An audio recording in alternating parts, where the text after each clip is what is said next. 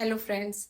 बारिश के मौसम के आते ही बहुत खुशी होती है, बहुत सुकून मिलता है, गर्मी से राहत होती है। बट साथ ही साथ बहुत सारे चैलेंजेस भी होते हैं, हेल्थ रिलेटेड चैलेंजेस लाइक। आज हम उन्हीं पे बात करेंगे। मैं डॉक्टर शोभना राणा, होम्योपैथिक फिजिशियन।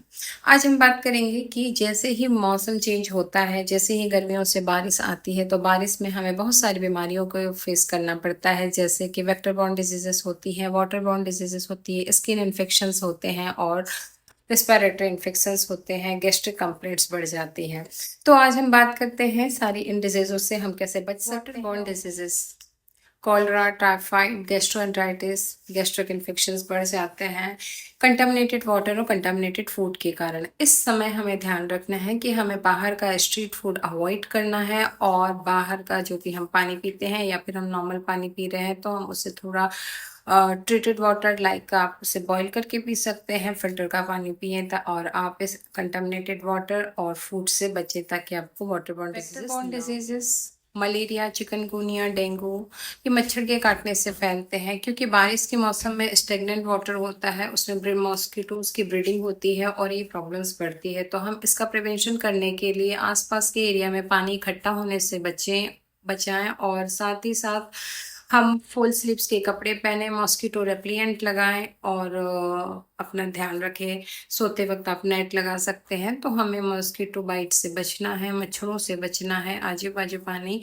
गंदगी ना हो ताकि मच्छर ना पनपे, इस बात का ध्यान रखना है। तो हम अपने वेक्टर बॉर्न डिजीजेस से बहुत हद तक बचाव कर सकते हैं।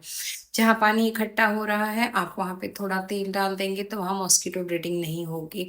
अगर जो पानी आप हटा नहीं सकते, इन्फेक्शंस बढ़ जाते हैं इस मौसम में। इसका मेन कारण ये होता है कि ह्यूमिडिटी बढ़ती है और डैम्पनेस बढ़ जाती है। उस वजह से हमें इस वेदर में स्किन प्रॉब्लम्स होती हैं, एक्जिमा, अर्टिकेरियल रेसेस आते हैं, फंगल इन्फेक्शंस होते हैं, रिंग वॉर्म्स होता है। तो ये सब की प्रॉब्लम्स होती है। तो हमें इससे बचने के लिए अपने हाउस को ड्राई रखना है, सूखे कपड़े पहनना है, गीले कपड़े हैं तो आप तुरंत चेंज कर दें, नमी से बचें।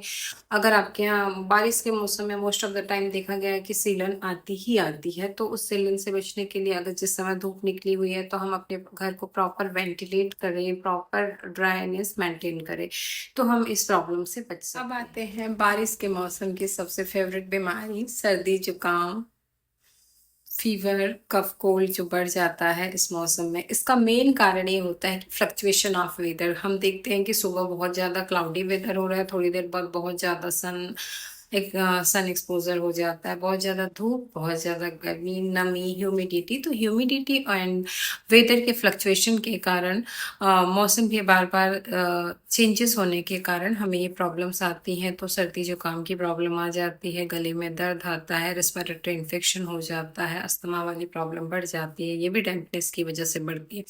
हम कैसे बचाव कर सकते हैं? जिसका भी इस टाइप से again and again change of weather की वजह से कफ कोल्ड की प्रॉब्लम होती है, उन्हें प्रॉपर बाहर जाने से पहले मास्क लगाना है।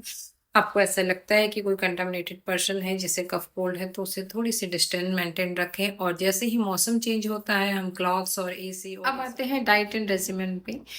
जैसे ही हम मौसम चेंज होता है, एसी ऑफ कर देते हैं, फैन की स्पीड कम कर देते हैं, क्लॉथ्स चेंजेस हो जाते हैं, कॉटन से हम लोग नॉर्मल क्लॉथ्स पे आ जाते हैं, छतरी बाहर निकाल लेते हैं, रेनकोट बाहर निकाल लेते हैं। वैसे ही हमें अब फ्रिज में आइसक्रीम कम रखनी है, कोल्ड ड्रिंक्स कम रखनी है। अब हमें इन सब चीज़ों से बचना है, क्योंकि अब हमारा वेदर चेंज हो गया है। तो हम कोशिश करें कि हम आइसक्रीम, ठंडे कोल्ड ड्रिंक्स, इस टाइप की चीज़ें, ठंडा पानी बहुत ज़्यादा ना पिएं, क्योंकि फिर बॉडी में ठंड, सर्द गर्म की प्रॉब्लम होती है और कफ कोल्ड की प्रॉब्लम बढ़ जाती है। बस इस चीज़ों का ध्यान रखना है। सेल्फ मेडिकेशन से बचें। इस मौसम में आपको लगता है कि सर्दी के लिए ये प्रॉब्लम है तो मैं ये मेडिसिन ले लूँ, तो कभी कभी ऐसा होता है कि कफ कोल्ड हो रहा होता है, लेरिंजाइटिस होता है, फेरिंजाइटिस होता है, टॉन्सिलाइटिस होता है, सबकी मेडिसिन अलग होती हैं।